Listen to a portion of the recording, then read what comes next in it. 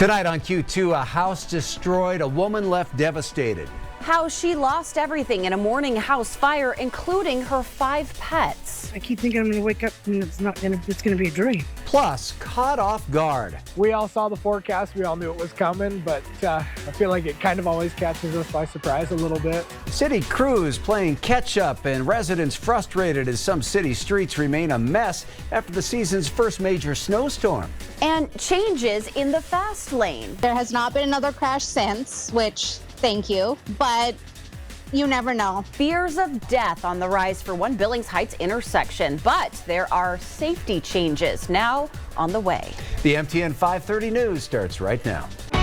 From Montana's news leader, this is the MTN 530 News. Well, good evening and thanks for joining us tonight. I'm Russ Riesinger. And I'm Andrea, Lutz. It's a horrifying scene for any family. Tonight, a local Lockwood woman is grieving as her home was destroyed in a fire this morning. She lost nearly everything in that fire, including 5 animals, even risking her own life trying to save them.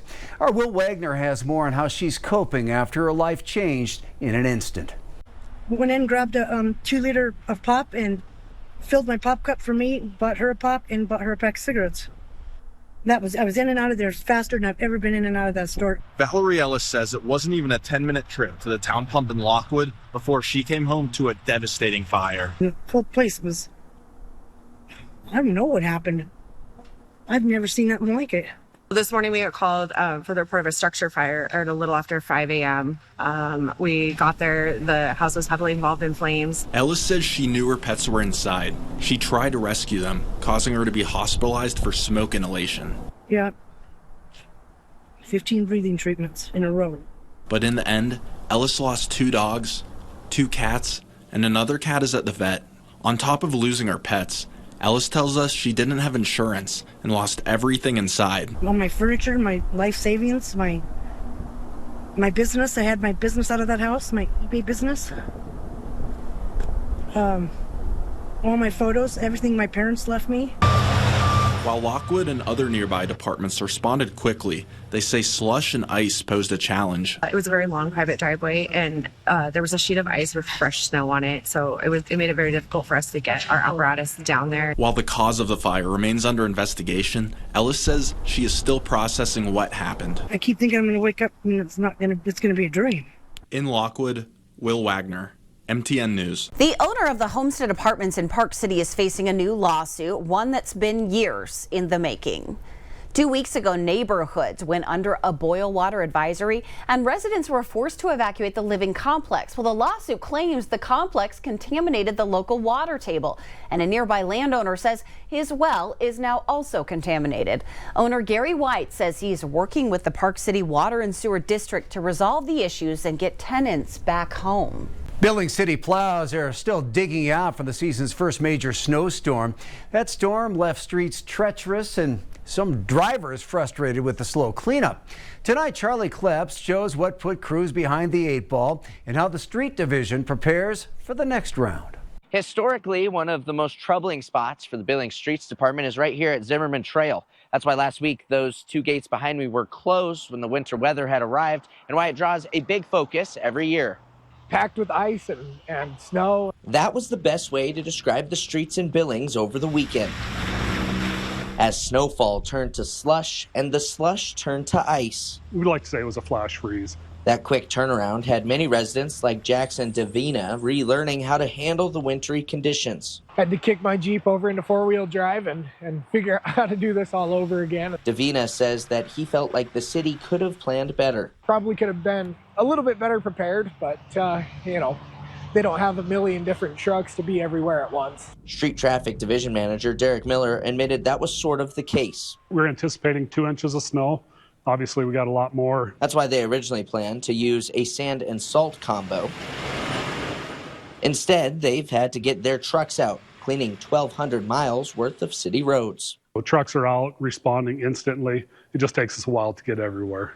And if it feels like there are certain roads prioritized more than others, that actually is the case. Miller says roads like Zimmerman Trail and the Skyway Drive are cleaned first. Those roads that are 35 miles an hour got a lot of twists and turns in them. We try to hit those right away as well. Then it's the busy streets like 24th, Grand Avenue, and King. We try to react to the most people we can as quickly as possible. Though Miller says it isn't always perfect and says the Montana weather is ever changing. The weather around here is horribly hard to predict. We do the best we can. An effort appreciated by drivers like Davina.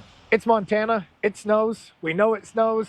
So it's kind of like, we should be prepared for this. In Billings, Charlie Kleps, MTN News. Miller added that the unpredictability of the weather can affect the budget, which is approved the year before based on snowfall from previous years. He says that last year the snow removal costs came in above budget, but more was approved upon request to City Council to make sure the streets were as safe as possible.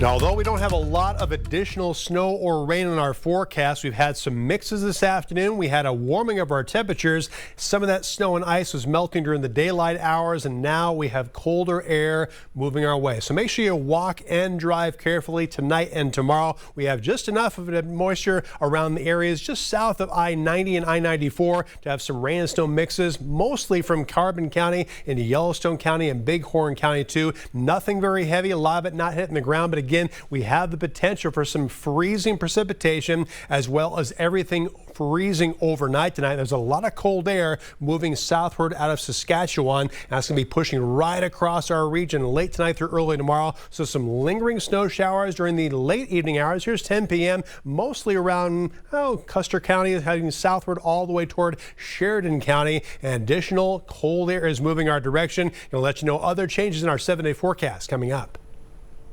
Tonight, long-awaited changes are finally coming to a problem intersection in the Billings Heights just 2 weeks after we first reported on a string of crashes at Marion Bitterroot Drive, where neighbors warn it was only a matter of time before someone was killed.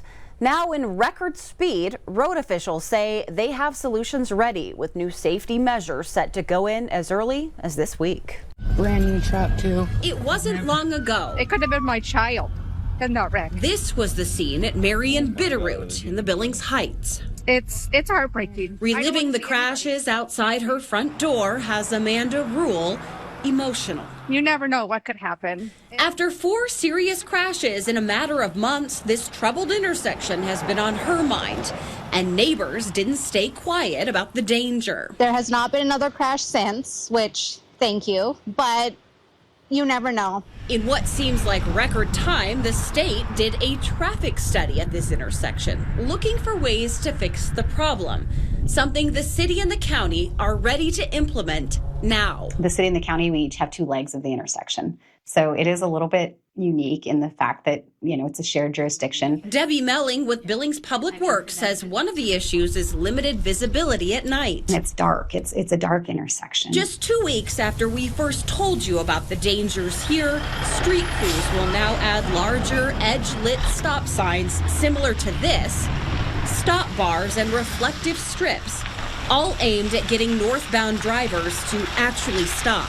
So the stop control will not change, but the visibility of that stop will change. Some, like Amanda, were hoping for a 4-way stop or a roundabout. I agree with what they're doing, but there's still going to be accidents. However, officials say when safety measures are added where they aren't needed, it can actually make an intersection more dangerous. So say we throw up a 4-way stop where it's not warranted. So you're on a street, it feels like a through street, it looks like a through street, and there's a stop. The possibility of blowing that stop sign is higher. I call it a win, but there is going to be more. Amanda sees those crashes firsthand.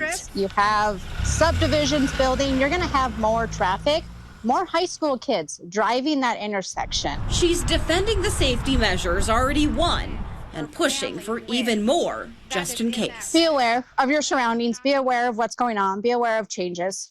You can expect to see those changes at Marion Bitterroot as early as tomorrow. Today is Giving Tuesday, and Q2 is helping make the holidays brighter for families in need.